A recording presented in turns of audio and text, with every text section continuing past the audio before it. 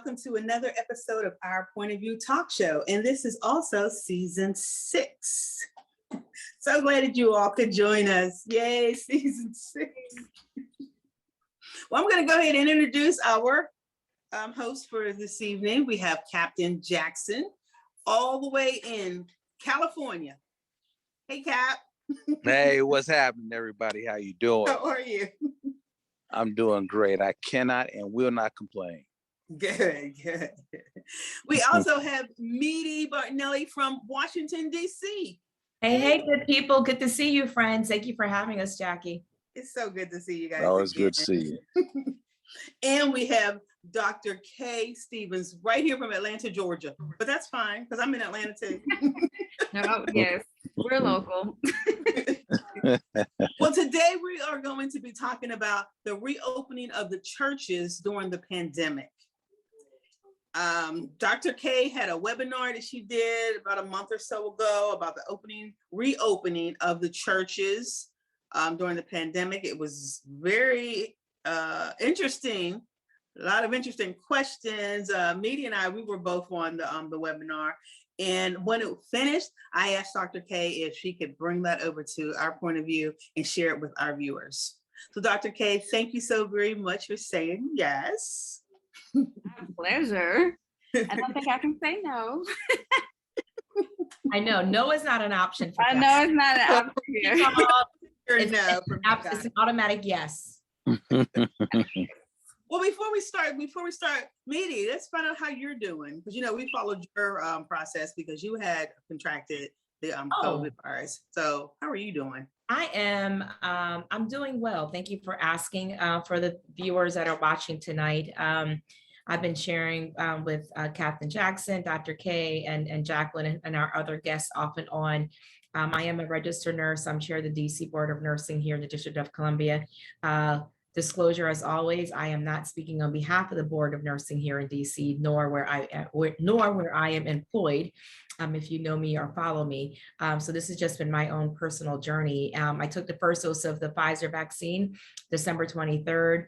Unfortunately, and betwixt all of that, I did test positive on January 4th. I took the test on the 4th. It came back positive on the 5th, and then I subsequently had to be quarantined for 10 days during the middle of the insurrection right downtown District of Columbia. So it was very interesting combination of events. Subsequently, I'm a very healthy person, actively training for the Chicago Marathon. I run often and frequently, so fairly healthy person, no comorbidities or anything. And then I developed hypertension. Basically level 4 hypertension. My blood pressure was 160 something, high 160s over 120s. Had to see a cardiologist and then had to subsequently get on blood pressure medications, of which I'm still on. I'm hoping to hopefully get off of them in about another month. I saw my doctor the other day and said, let's just make sure our trajectory is where it needs to be. Ironically, actually, being hypervigilant, lost about 8 pounds of just extra running and cutting out all of the salts that I possibly can, trying to eat vegetarian. Let me clarify that. No meats, let me just be clear, not a strict vegetarian, because true vegetarians don't eat any milk products or dairy products, etc. But no meats, and primarily fruits and vegetables, at least 2 to 3 days out the week. And so blood pressure has been great, Jackie. I'm feeling good, still a little tired, ironically. And I'm wondering if a little bit of that fatigue is something that is a post-COVID syndrome that they talk about, meaning I go to bed okay, and I don't sleep quite as well as I did. And sometimes I find myself having a little bit of malaise throughout the course of the day. But I'm here, I'm well. My husband and son continue to remain negative, thank God. And just living my best life out here in these hospital COVID streets, trying to keep us all safe and sound. Well, that's great. We're so happy that everything is working out for you. But unfortunately, I contracted COVID also, but it was COVID pneumonia, and I have never heard of that, And when I spoke with the doctor after they did the CAT scan and the x-rays and all, they said that it was in my system for a while. That's why I turned to pneumonia. So I got that probably the beginning of June. And it really took me down for the whole month. I was, having issues. And then part of July, I started, coming back and getting myself together. And I too have issues with being tired, Medi. I mean, just stay exhausted, I'm like, but, I'm constantly taking the B12, the D3, the B complex, the D3, my vitamins, taking everything, drinking plenty of fluids and all, so, I as you all know, I was not planning on taking the vaccination. I was, against it because I didn't think there was enough study for it and all. But I was doing everything I was supposed to do. I was distancing myself. I was wearing the mask. I was washing my hands all the time, basically staying in the house, and I still caught it. So I was like, well, I might as well go and get that extra layer of protection. So I did get, I'm fully vaccinated now. Good. So. One thing, and I'm sure Dr. K is definitely going to chime in with the work that she does, not just scientifically, but she's trained in this. And that's key for people to get their information from people who have actually studied this and not just have an opinion, because it is our point of view, but she's trained in this. But there's a lot of people, Jackie, minus COVID, there's a lot of people who have a lot of medical conditions that are don't necessarily present with the same signs and symptoms. And so this is, I want to be clear, even outside of COVID, for example, I'm a cardiac ICU nurse. Women present with heart attacks completely different than men. Some women, I think I'm not sure if I shared this with you all, Jackie, no, because I missed her last session. I have a close friend who's only 42 years old, 42, open heart surgery about 4.5, 5 weeks ago. No symptoms, was fine. Her own symptom was, and she's actually a nurse, and the ironic thing was that she was just kind of walking to work and felt very fatigued. I was like, why am I short of breath? What's going on? No history. She's out of her weight, no diabetes, no hypertension, no kidney issues, none of that. Goes and gets her scans and gets checked, 90% blockage in one of her main coronary arteries, and then had to have open heart surgery. So people need to understand, COVID aside, just as a public health service announcement, please go and get checked, because imagine had she not gone to get checked because of COVID, everything else that's happening, that could have been a very detrimental impact where she could have ended up having an actual full-blown heart attack. So it was much better for her to come in, and her procedure and stuff was scheduled and planned versus it being an emergent procedure. So to your point, the pneumonia is also one of those respiratory illnesses that people have colds and stuff. And, oh, I had this cough and I've had this lingering cough for a couple of weeks, and you go and finally get checked out, and oh my God, I had pneumonia. So they call it, old folks call it the walking pneumonia. So be careful. Yeah. And I happen to have had a doctor's appointment. So I went in, and they did the chest x-ray, listened to my heart, said something don't sound right. So sent me to a heart doctor, and they, sent me to get a CAT scan. And that's when they came back and said, it's COVID pneumonia, but we want you to go and get a rapid test. So sent me to emergency, and it was a lot. It was a lot going on, but thank the Lord that I'm better, getting better. Is that a word? It is tonight. Yeah, tonight it is. So I'm thankful for everything. So we're going to move right along, and we're going to talk about reopening the churches during the pandemic. I mean, that's a big thing now, because the churches are starting to open. And when we had the webinar with Dr. K, you were basically explaining to pastors and deacons how to open and what are some of the safe ways to open. Is that correct? Yes, that's correct. Well, we know once when the CDC initially made the announcement that masks weren't required anymore indoors, so everybody just went wild. So everybody wanted to open. So some churches have resumed in-person services. Some are actually considering it. I got an email this week for a church that's considering, and they're like, what do we do? I saw this, can you come and talk to us or whatever? And I'm like, probably closing back down later on, because people, I mean, y'all, these numbers, can we just put that out there? So most churches are saying, if I require attendees to be vaccinated, then that's our level of safety. So you can't return to in-person services unless you're vaccinated. And that's not true. And what they don't understand is, and this is like what, I'm back to working 10 to 12-hour days. Okay.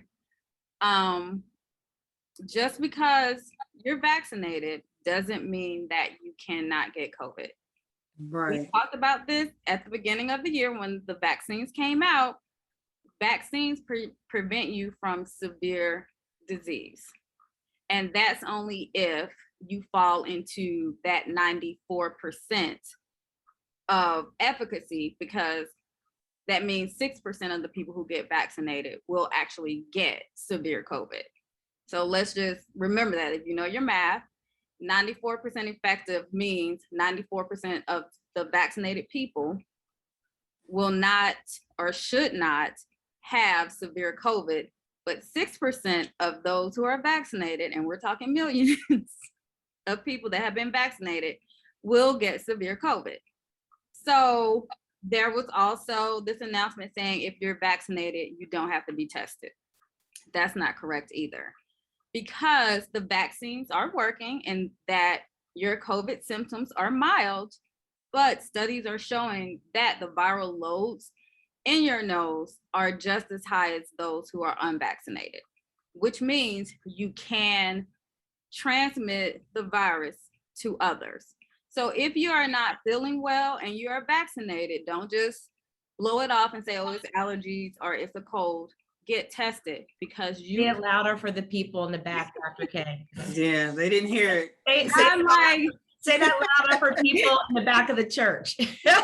get tested. Just because you're vaccinated doesn't mean you can't infect other people. And that's driving the numbers too, because the unvaccinated people, because there are some of them are what I call sliders. So they're like, well, I don't have to get vaccinated if my friends are vaccinated. So I won't wear my mask because they're safe. They're protecting me. And those are the same friends that could have mild symptoms and be positive and infect you. But since you're not vaccinated, guess who's going to be in the hospital? Yeah. Yeah. So I said all of that to say we have to maintain mask wearing, because we don't know who's vaccinated or not. You have to be tested. I know it was uncomfortable. People were like, ooh, I'm vaccinated. I don't have to be tested anymore. That's not true.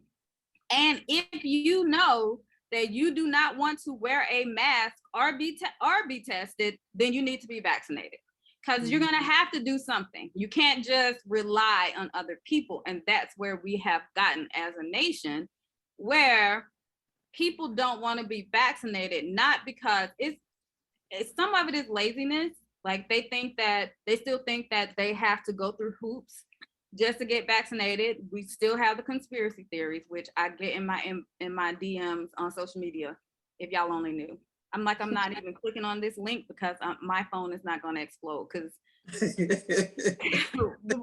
looking at the name of the link, I'm like, no, I'm not clicking this.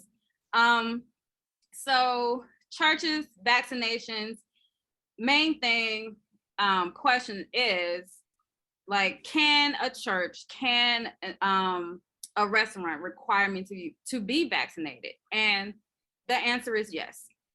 If you are a church and you are requiring parishioners to show you proof of your vaccination and you are storing that information, then now you have crossed into the HIPAA realm, because storing personal identifying information and personal health information, PHI, falls under HIPAA, because you have to protect that information, because those little vaccination cards is personal health information. So you have to be very careful. If you're one of the people who walk around with your card in your pocket or your purse or whatever, and so you have to change your church policies and say, hey, now this is what we're requiring for attendance, because there are laws with ACLU and other organizations that say, hey, if you are going to require your parishioner or your member to have these specific things, then you also have to offer an alternate solution. I know a church that decided to test all of the members day of, so they have to arrive an hour early, and then they get tested, and then they go into service, and they have to be double masked. And so, but the flip side to that is that they're not live streaming on Sundays anymore. So if you are a member and you just don't want to be subjected to testing or double masking in service, then you have to wait until like that next day to get a replay, and you won't be able to participate in the live service. So that is potentially an issue if members pay dues, or if they pay tithes, or whatever. You have to take that into consideration. We know that there's Delta Plus variant. My epidemiology circle, we were calling it Delta Plus like back in May. Everybody else was still calling it Delta because we already knew of the changes, and the plus just means there were some more mutations to that particular strain that kind of made it a little different from the initial Delta variant. And then there's the Lambda variant, which we're still collecting data on. And the unfortunate thing about Lambda is that they think it may be vaccine resistant. It was first found in Peru, and was just very lethal to that population there. So we do know that it is in the United States. It's been detected in other countries, but there's still not enough information. So that's something to take into consideration. The other thing that I want to point out is that churches tend to mimic what they think other churches are doing. And because, when they turn on and they're like, well, this church, these people don't have masks, they have a full choir, all of these things. But guess what?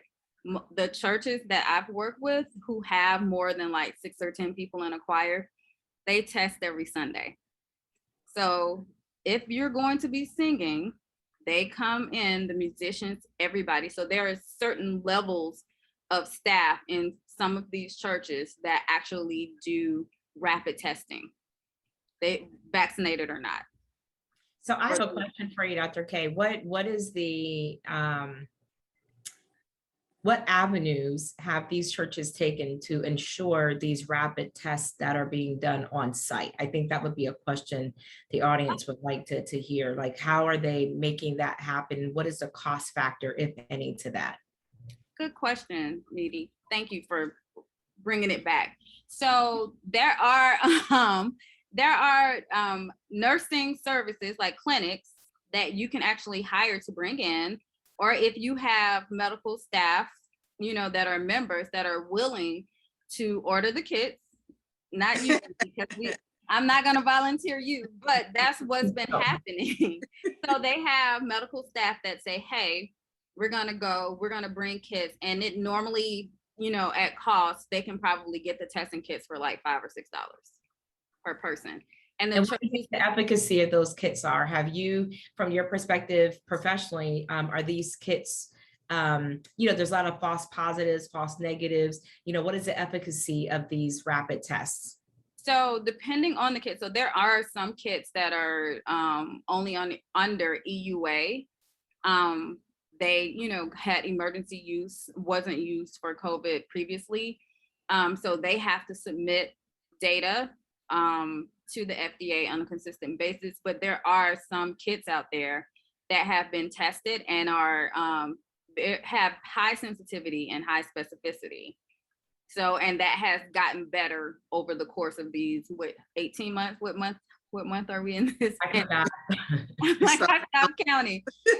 Yeah. So the good thing about that is that the rapid test, in which now the FDA I think has approved like a home test and all of that. So they have become more sensitive to actual COVID and not just the coronavirus. Because that was the issue before.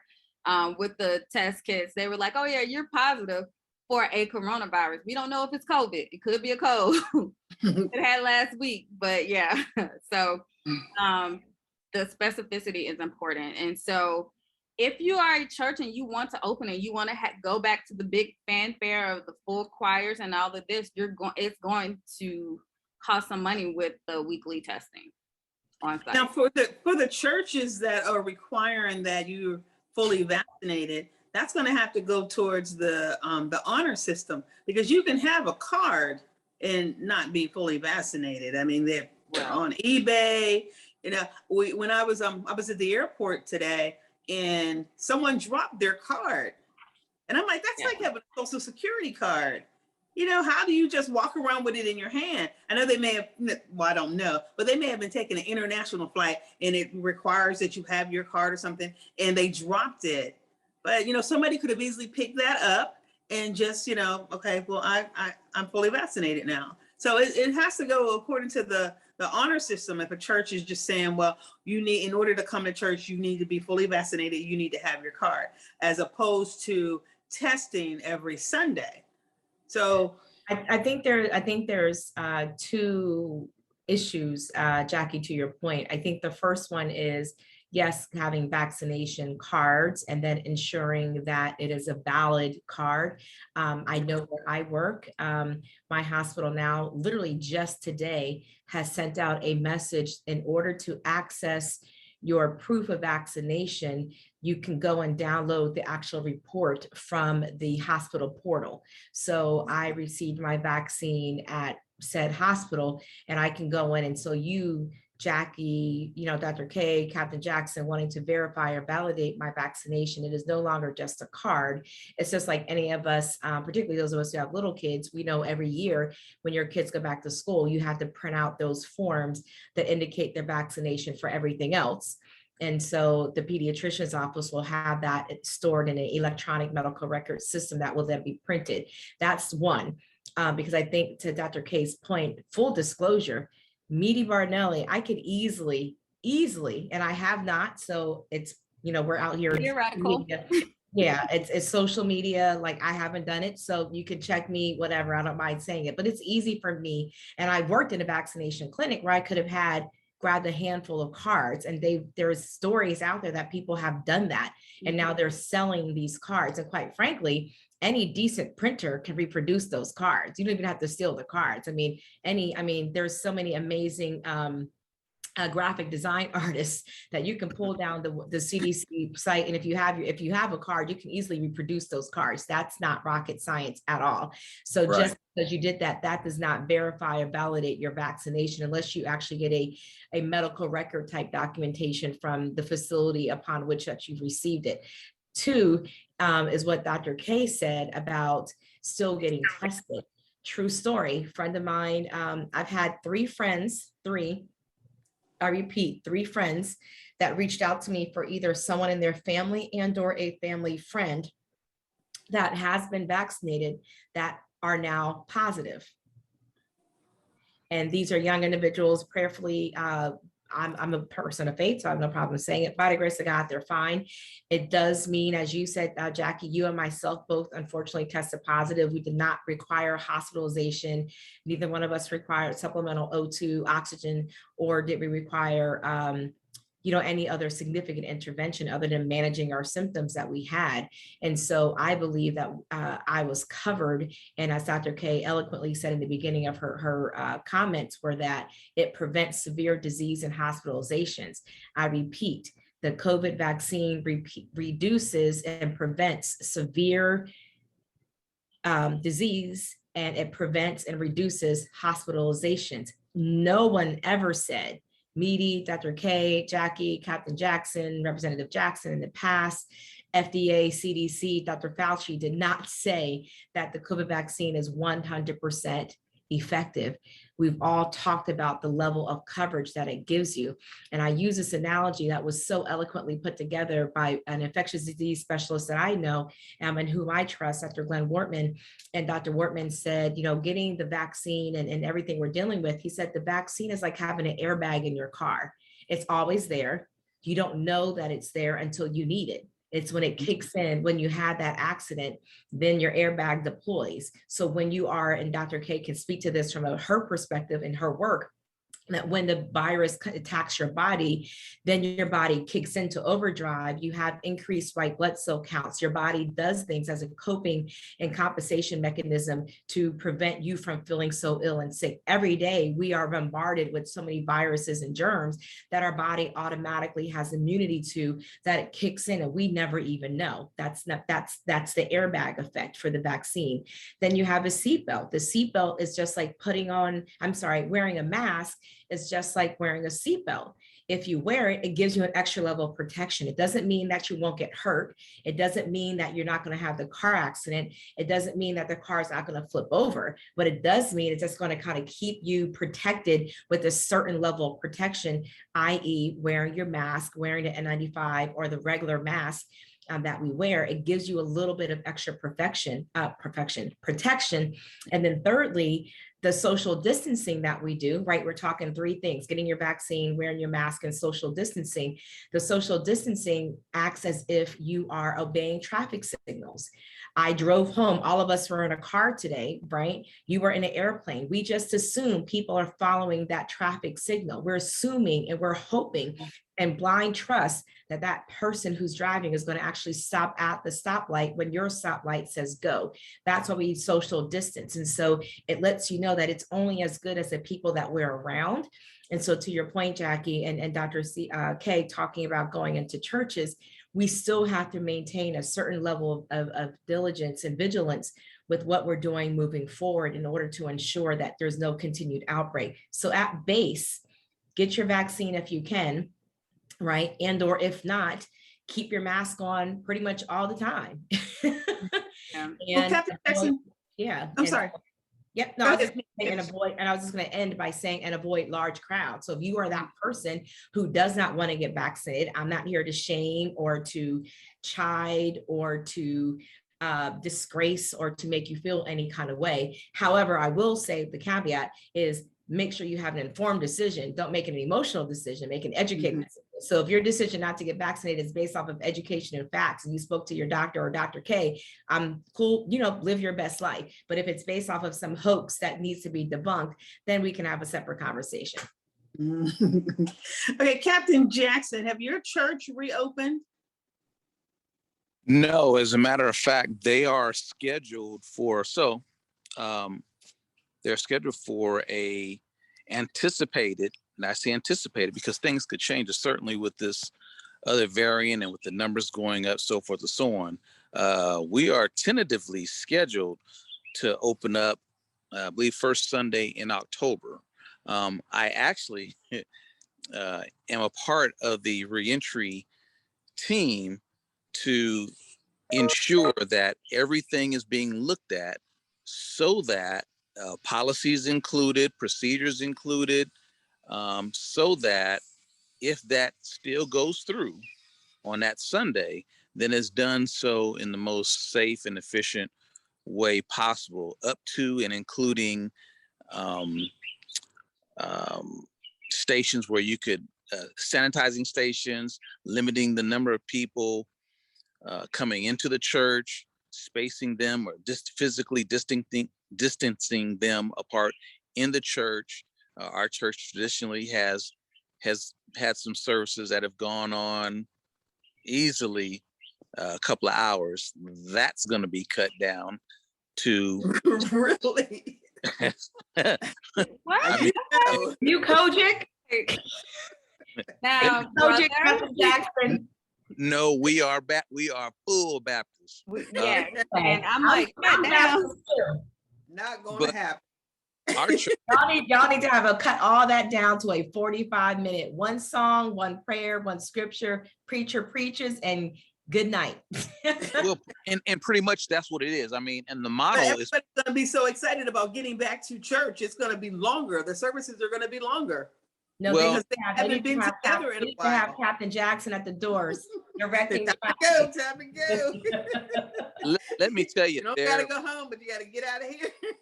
hey, look, the online model, which pretty much is the announcements are made prior to the service coming on. Then pastor comes on, they will do a song. He'll make a quick announcement. Boom, he's into the service. And after that, there's a very brief call that's put out to the parishioners, to the listeners. That's it. It's gone. So those days, I mean, our church, I mean, we have both a main level and a balcony level, which pre-COVID was full, mainly on New Year's. None of that. None of that New Year's stuff. There's no food being served.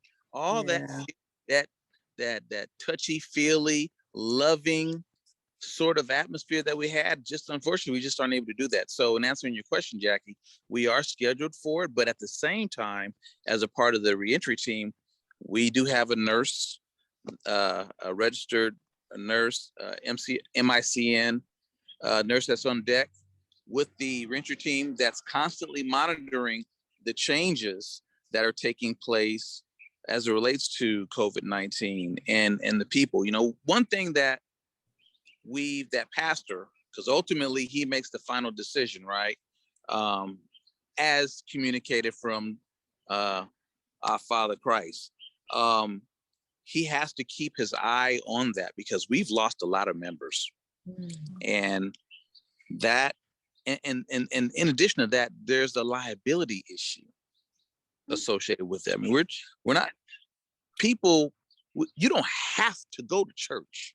Right. You don't have to go to the physical location because church is in you, right? You know, so even though people argue that, Captain Jackson, right? Because people will say that people will say the same thing about, you know, kids in school or even the online education. In theory, right. You know, people get their master's degree and have never actually physically been inside of the building. So I think that comment that you made is so important for people to know and understand.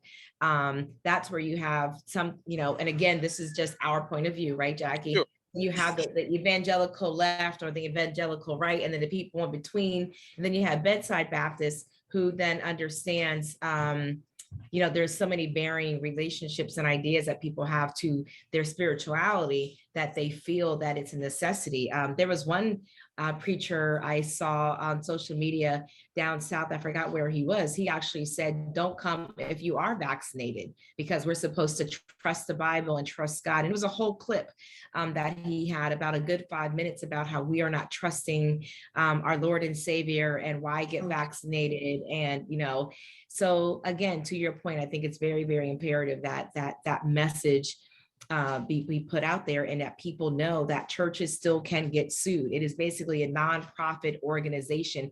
Nevertheless, it is still an organization which can still be subjected to the laws that we have, which is why I think most pastors that are judicious, ironically, my pastor is actually an attorney, a former lawyer. Well, he is a lawyer, but a former practicing attorney, and he's, you know, full into ministry now. And he's very, very aware of the liability that one has when you're talking about bringing back large groups of individuals. And let's be honest, majority of people who consistently go to church who probably are missing it are your elderly individuals, you know, the people who are older and more senior citizens who have those compromised immune systems.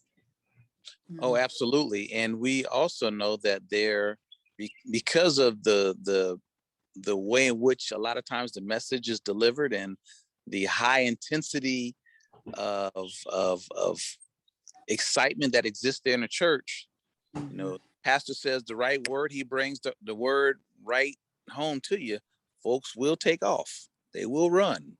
No, so sometimes the area within the church almost acts as a track, if you will, because folks are, I mean, just with our folk, we go through so much day to day, dealing with any number of things, going to the church, fellowshipping with others, folks of other like minds who've been in the same situations, the same predicaments, and some of those same battles weekly.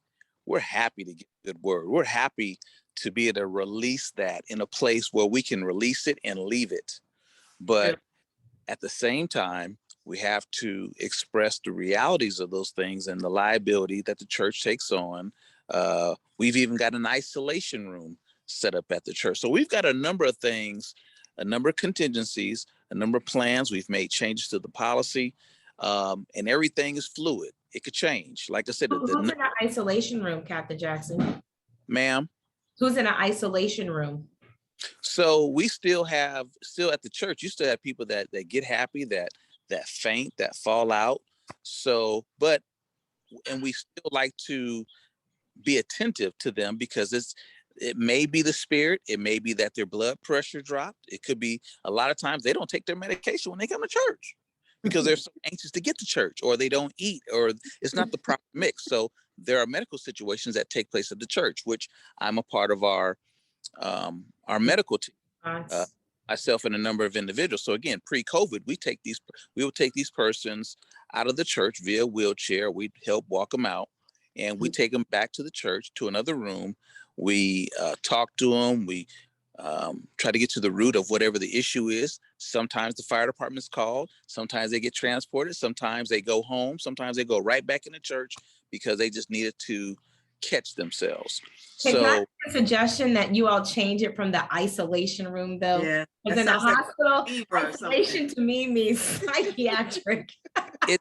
It's a that's just a term that I use. Oh, okay. Yeah, but it's a room basically set off to where it's in privacy.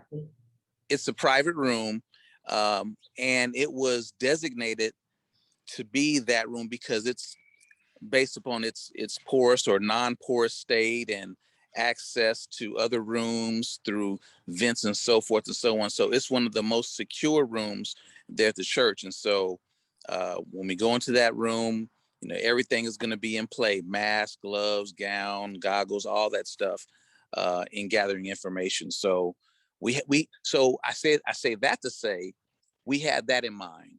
So we did our very level best to make sure that we didn't miss anything physically. We didn't miss anything policy wise, common sense wise, and medically ethical, so forth and so on. We just really tried to cover as much as we possibly could in preparation for the reopening. Are you letting children come back? That was going to be my question too, because usually they have service for the children. They take them downstairs and they have their little Bible study and all. So how are they handling that, Captain Jackson? So again, this is still moving. It's still fluid. There hasn't been any mention of the children as of yet.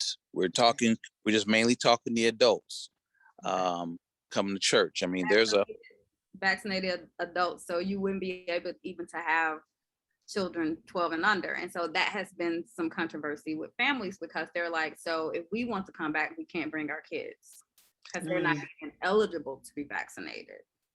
So this is constantly moving. Yeah. Something scenario pops up. Well, and then a lot of churches that I've worked with, like the past month or so, they're saying no kids.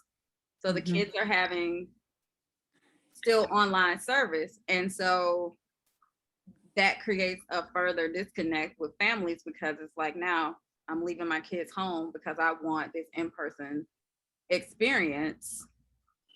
So, but what message is that sending to the children? Right.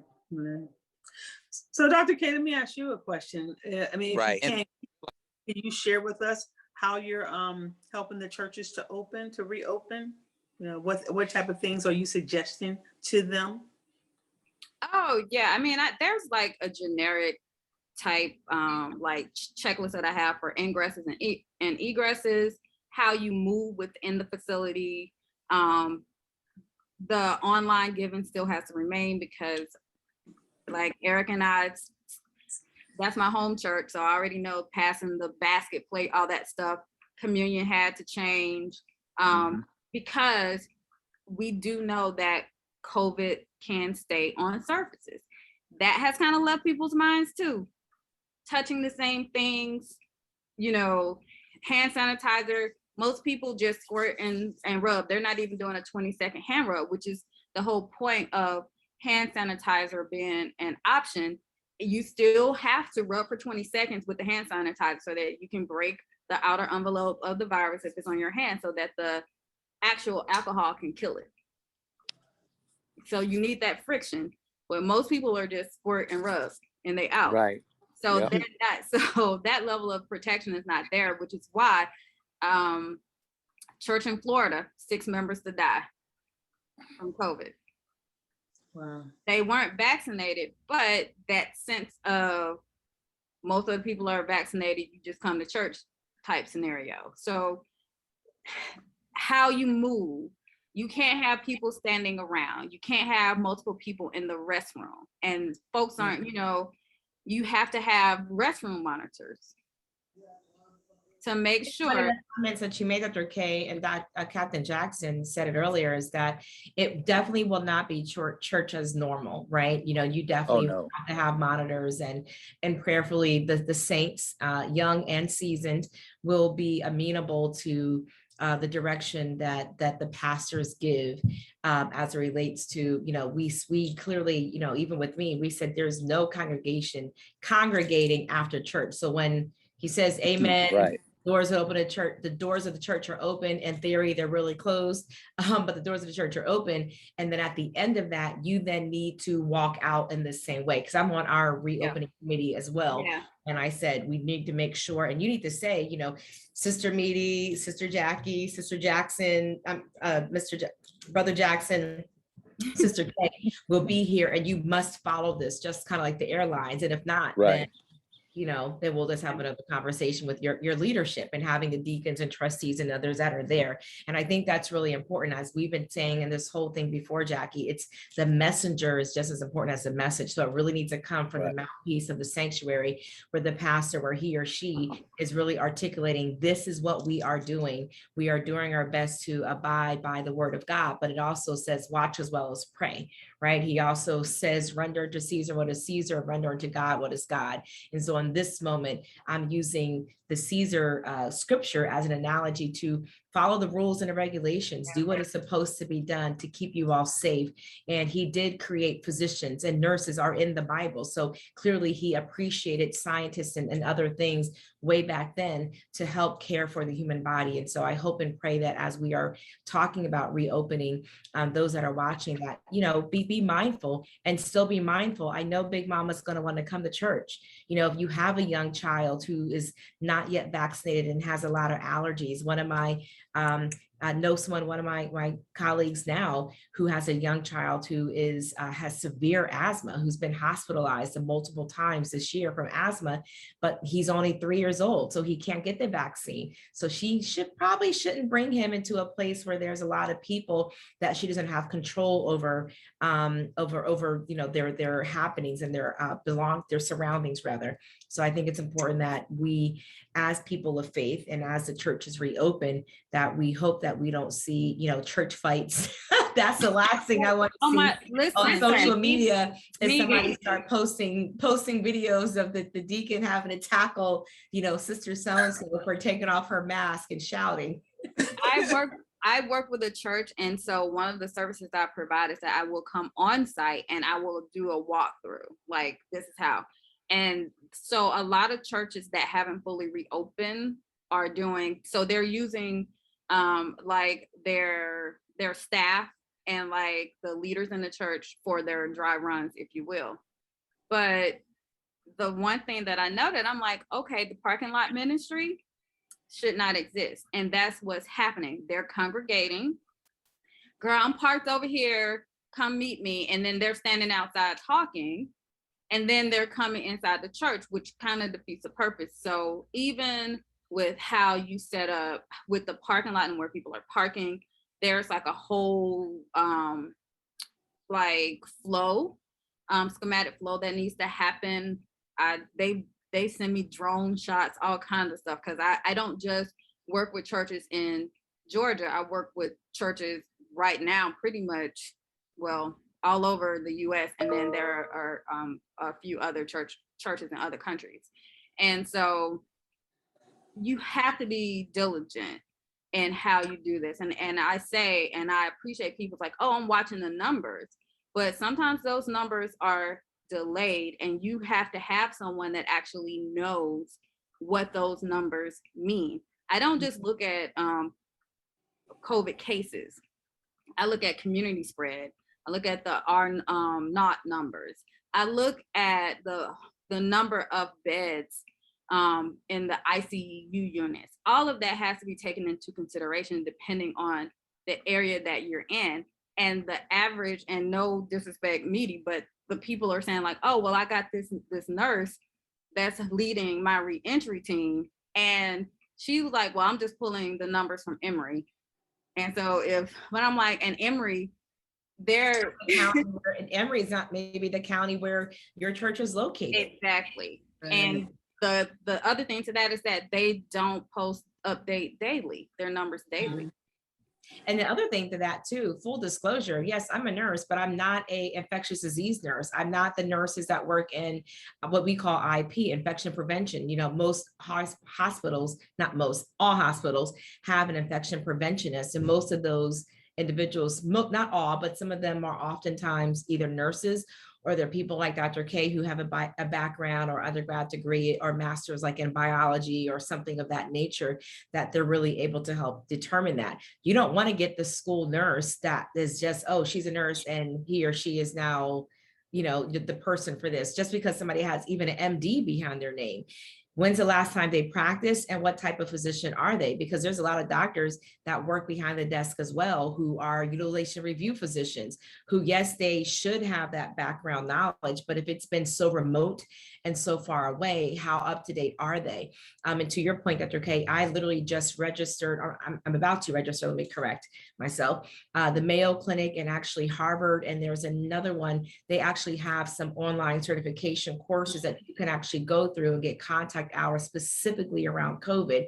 And so, you know, it's just like being a lawyer, you know, tax attorney is not the person who you necessarily want to be your family law, you know, attorney, right? They're specialists. And so it is important to your comment, Captain Jackson, about making sure that those people who even are in place and are volunteering their time and services still have a credentialed, relevant background, and that they are at least in acute care.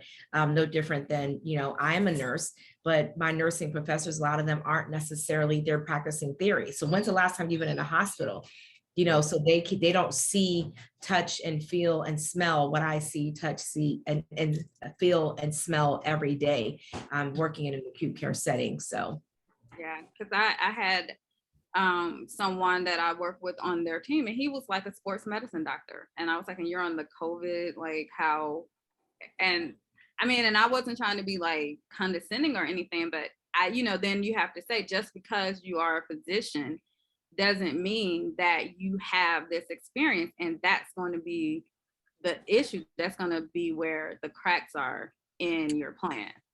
But shouldn't those doctors say that themselves? Say, just because I'm a sports doctor, I don't know a lot about COVID, or that they want to be on that committee so that they can learn more about COVID? Is that what it is? Or it depends.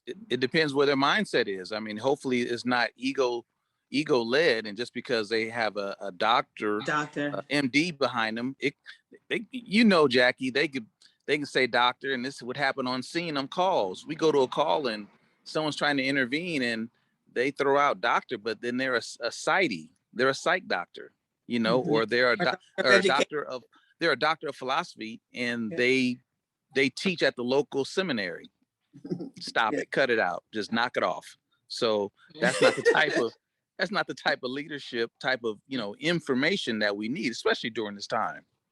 Yeah, and that's when I think heavy is the head that wears a crown. So whoever is leading the reopening at these churches, where you really kind of have to remove self and really put the best interests of your congregants there. No different than what we said about our previous presidential leadership, name not mentioned, where you have to defer to the individuals that are the experts. You know, you should have noted a change and a shift that was made when we stopped seeing Dr. What was her name? I forgot her name. Burt. And then when we stopped seeing Fauci. So when you started seeing more politicians, well, that's when you know things are different. So no different in this place. We absolutely give 150% deference to our men and women of the cloth that lead us, that provide. I do believe that spiritual health definitely plays an impact into our overall physical and mental health and well-being. So it's important that we do, if that is so vital to you and how you thrive,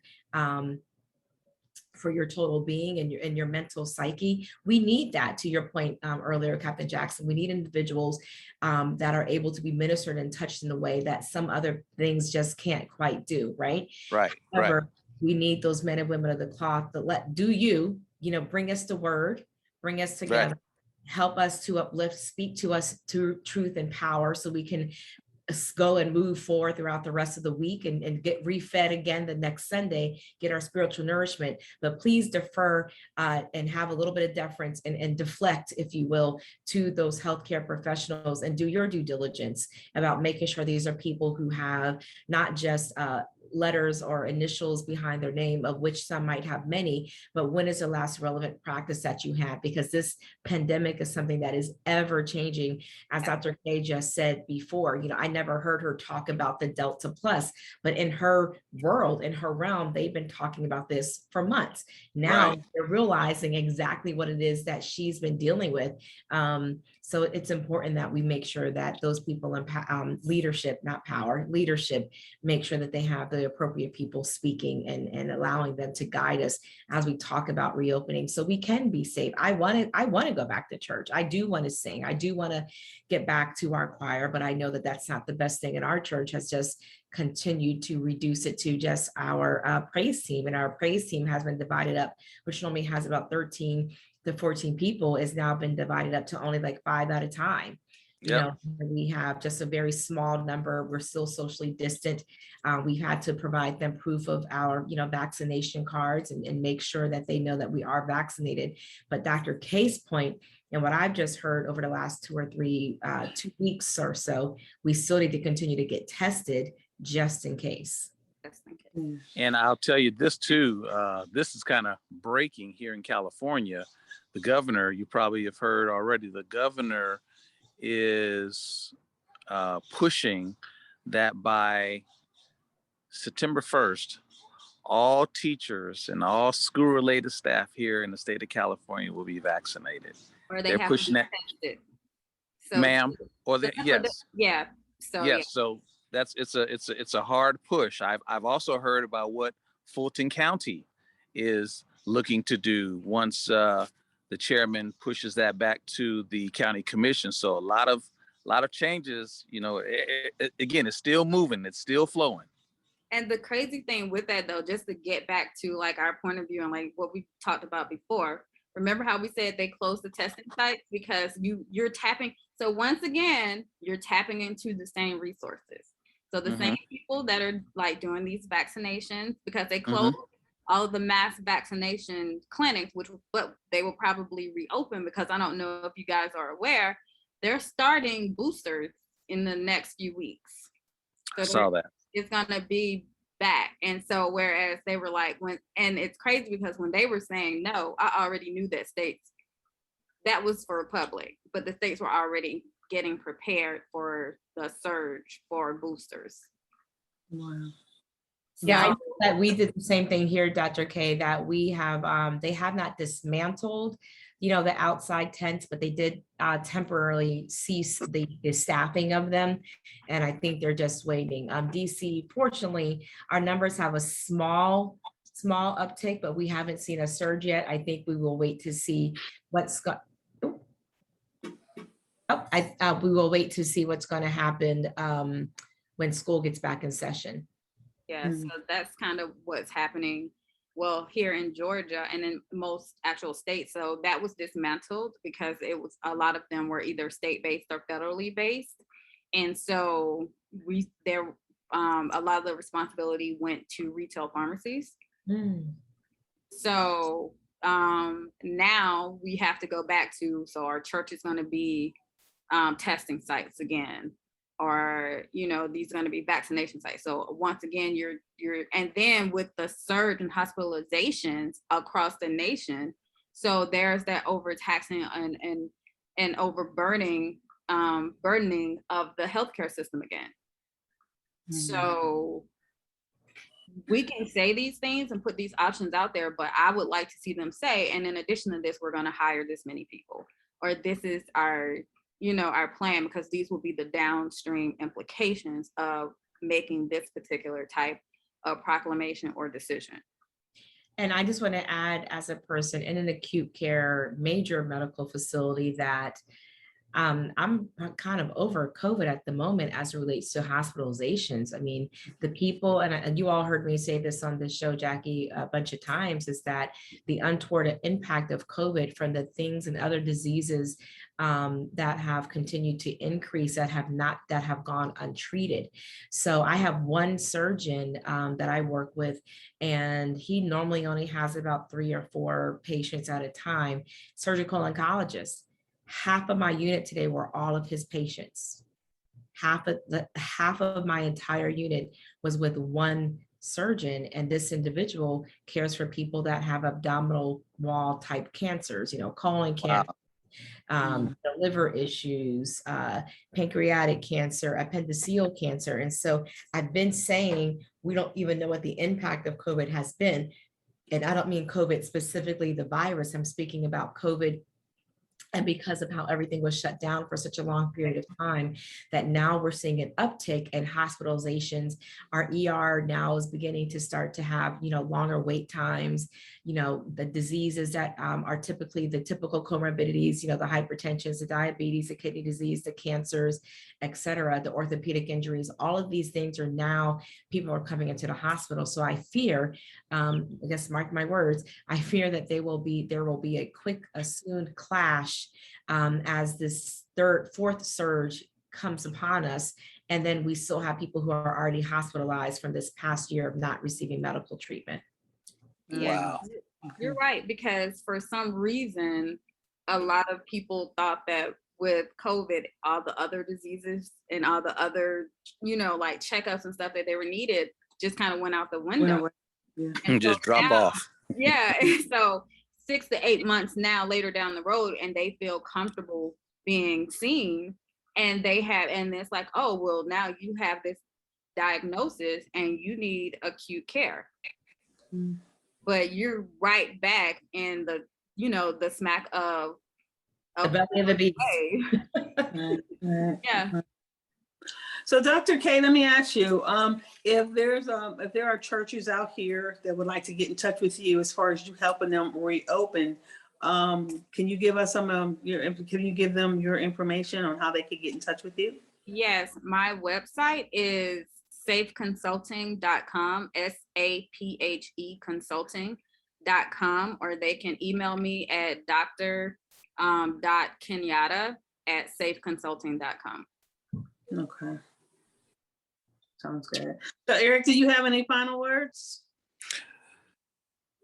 No.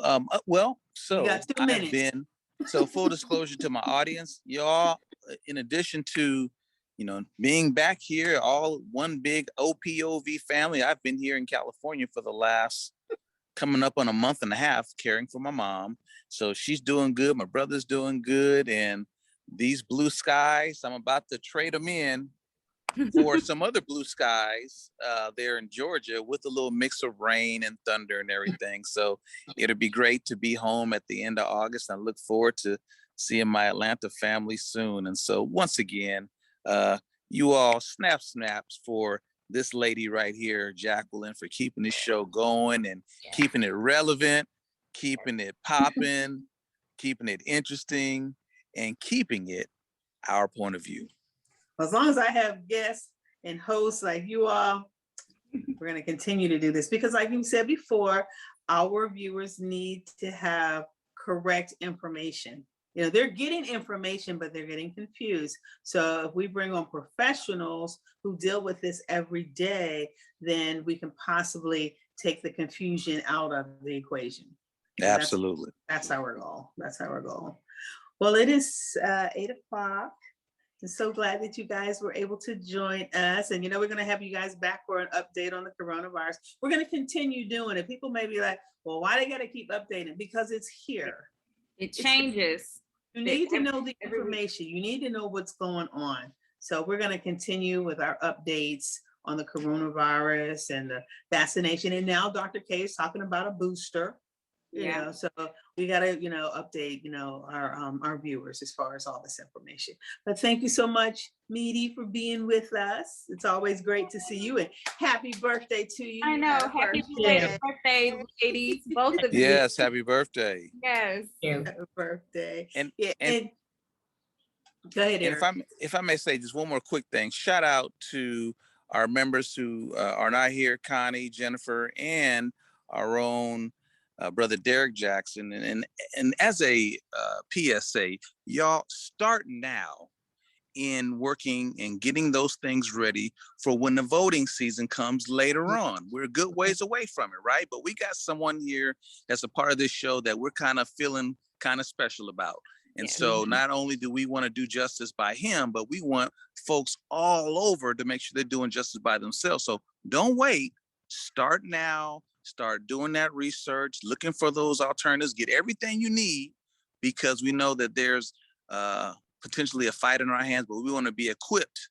And we want to pull the fusion, the good fusion out of confusion, and have everyone to be where they need to be. So I just want to throw that in there, Jack. I'm sorry. Not a problem, because we have State Representative Derek Jackson for District 64, who put in his nomination to run for the Lieutenant Governor for the state of Georgia. So we got to stand behind him. We got to support him. We'll stand with him. So yeah, definitely. Yeah. So thank you, ladies, so much for being with us. Yes, thank you.